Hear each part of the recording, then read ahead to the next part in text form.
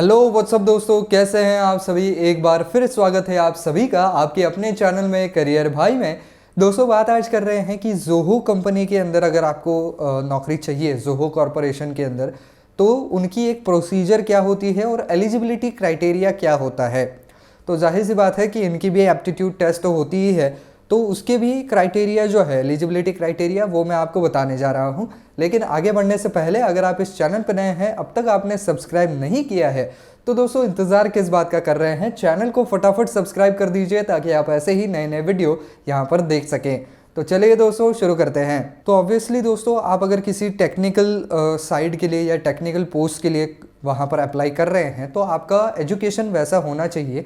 तो जनरली यहाँ पर जो है वो बीटेक या ऐसे ही किसी डिसिप्लिन से आए हुए बच्चों को लिया जाता है।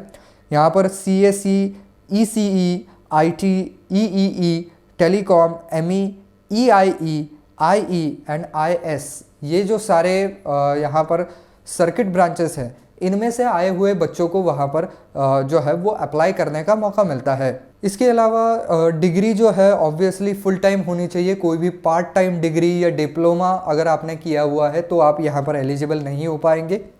इसके अलावा अगर बात की जाए तो यहाँ पर अगर किसी स्पेसिफिक ईयर की यहाँ पर हो रही है रिक्रूटमेंट की, मान लीजिए 2021 पास आउट्स ओनली, तो आपको 2021 पास आउट ही होना चाहिए। 2020 पास आउट वहाँ पर नहीं लिए जाएंगे। लेकिन जनरली यहाँ पर अगर 2021 की है तो 2018 से जो बच्चे पास आउट हुए हैं उनको भी लिया जाता है, कंसिडर किया जाता है। लेकिन कुछ कुछ कंपनियां जो है वो वहाँ पर स्पेसिफिक होती हैं। तो ये चीज़ आपको जब आप उस जॉब के लिए, पर्टिकुलर जॉब के लिए अप्लाई करेंगे तभी देखनी होगी कि कौन से पास आउट्स को उन्होंने पर्टिकुलरली वहाँ पर इनवाइट किया है। इसके अलावा आपको प्रोग्रामिंग के अंदर कीन इंटरेस्ट होना चाहिए। इसके अलावा कम्युनिकेशन स्किल्स और इंट्रापर्सनल स्किल्स काफ़ी बढ़िया होने चाहिए।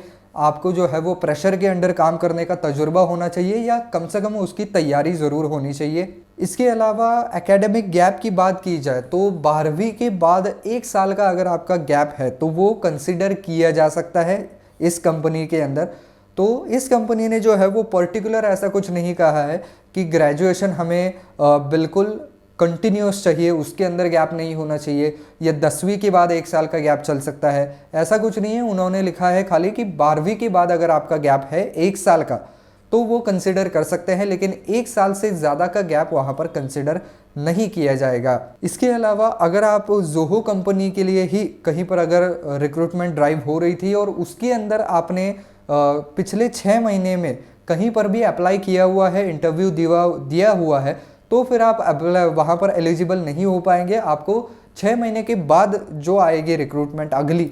इसके अलावा ऑब्वियसली ये पूरी टेस्ट जो है वो प्रोग्रामिंग से रिलेटेड है, तो आपको प्रोग्रामिंग लैंग्वेजेस का अच्छा खासा ज्ञान होना चाहिए। C++ और जावा जैसे जो लैंग्वेजेस हैं, प्रोग्रामिंग लैंग्वेजेस, उनका ज्ञान होना ज़रूरी है। इसके अलावा इसके लिए कुछ इंपॉर्टेंट डॉक्यूमेंट्स भी लगते हैं अगर आप उस टेस्ट के लिए अपीयर होना चाहते हैं। तो यहाँ पर देखिए 10वीं और 12वीं और साथ ही साथ ग्रेजुएशन के सारे ओरिजिनल मार्कशीट और फोटोकॉपी भी आपके साथ चाहिए।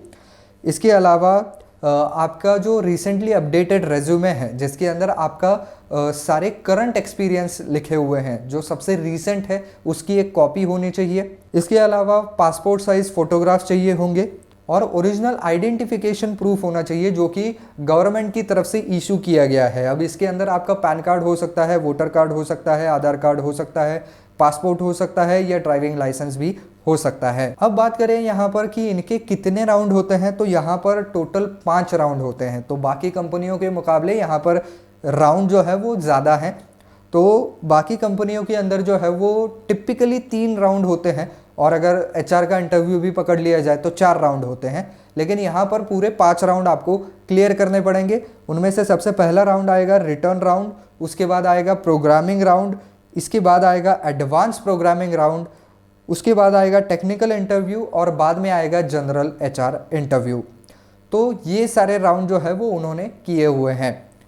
लेकिन इसके जो है वो ब्रॉडली 2 ही उन्होंने सेक्शन डाले हुए हैं इंटरव्यूज राउंड के अलावा। यहाँ पर एक जो पहला सेक्शन उन्होंने डाला है वो है जनरल एप्टीट्यूड। तो मेरे ख्याल से यहाँ पर रिटर्न राउंड जो है वो जनरल एप्टीट्यूड राउंड के अंदर आएगा। इसके अंदर आपको पूरे 25 सवाल पूछे जाएंगे और इसके लिए आपको 1.5 घंटे का समय जो है वो दिया जाएगा।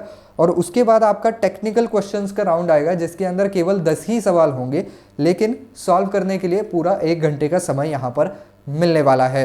अब अगर आप इससे पास कर जाते हैं, इन राउंड्स को आप क्लियर कर जाते हैं, तो फिर आप आगे टेक्निकल इंटरव्यू राउंड में जा सकते हैं। अब ये जो सारे राउंड है ऑनलाइन टेस्ट के और बाकी के टेस्ट के जो राउंड्स होते हैं, इसके पर्टिकुलर सेक्शंस के लिए भी कट ऑफ लगाया हुआ होता है कई कंपनियों के अंदर।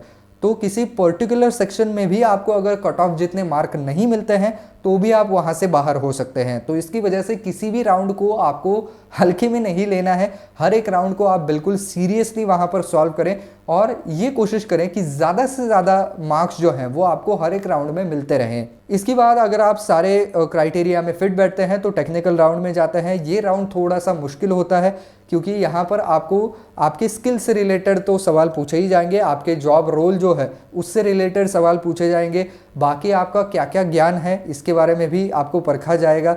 इसके अलावा अगर बात करूँ तो आपने ग्रेजुएशन से लेकर के फाइनल ईयर तक, यानी कि फर्स्ट ईयर से लेकर के लास्ट ईयर तक क्या क्या पढ़ाई की है, उस पूरे पढ़ाई के ऊपर भी कोई भी वहाँ पर सवाल पूछा जा सकता है।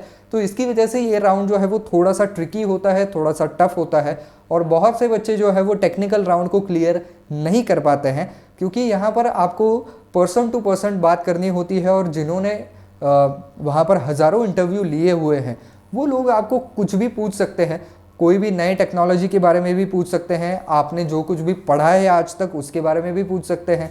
तो इसकी वजह से आपको जो है वो इसके लिए बिल्कुल प्रिपेयर होके जाना पड़ेगा और अपना पूरा का पूरा जो ज्ञान है उसको एक बार ब्रशअप करके ज़रूर जाइएगा, उस सभी को याद करके जाइएगा। इसके बाद दोस्तों आता है HR इंटरव्यू का राउंड। तो HR इंटरव्यू के अंदर नॉर्मल से सवाल होते हैं यहाँ पर कि why do you want to work in this company, where do you see yourself in 5 years। इसके अलावा what makes you stand out from others, what special skills do you have, why do you think you are fit for this job role. तो इस तरीके के सवाल पूछे जाते हैं जिनके ऊपर मैं अलग से वीडियो भी मैंने बना करके रखे हैं, आप मेरे चैनल के ऊपर जा करके उनको भी देख सकते हैं कि क्यों वो सवाल पूछे जाते हैं, उसके पीछे का मकसद क्या होता है और उसको आपको कैसे जवाब देना चाहिए। इसके ऊपर मैंने वीडियो बना करके रखे हैं, आप उनको भी देख सकते हैं। तो दोस्तों ये एक पूरी प्रोसीजर होती है अगर आपको यहाँ पर काम करना है। तो बस दोस्तों आज के वीडियो में इतना ही। आई होप ये वीडियो आपको पसंद आया होगा, काम का लगा होगा। तो दोस्तों अगर आपको वीडियो पसंद आया है तो वीडियो को लाइक करना बिल्कुल ना भूलें और साथ ही साथ अगर आपको और कुछ सवाल है और कुछ आप चाहते हैं कि उनके ऊपर हम वीडियो बनाएं तो ऐसी चीज़ें ज़रूर कमेंट सेक्शन में आप लिख सकते हैं।